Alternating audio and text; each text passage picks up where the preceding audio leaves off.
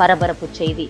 திமுக ஆட்சியில் கனிம வளங்கள் தமிழகத்திலிருந்து அண்டை மாநிலங்களுக்கு கடத்தப்படுவது தொடர்கதையாகியுள்ளது. இதனால் தமிழகத்தின் இயற்கை வளங்கள் அழியும் நிலை ஏற்பட்டுள்ளது.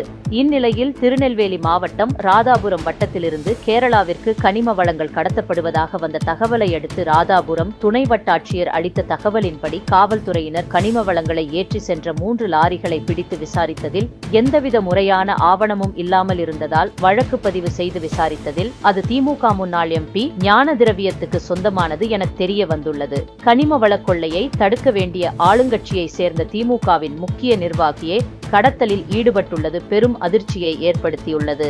ஏற்கனவே திமுகவின் நிர்வாகியான ஜாபர் சாதிக் போதைப் பொருள் கடத்தலில் சிக்கி சிறையில் இருக்கும் நிலையில் தற்போது திமுக முன்னாள் எம்பியே கனிம வள கடத்தலில் ஈடுபட்டிருப்பது குறிப்பிடத்தக்கது.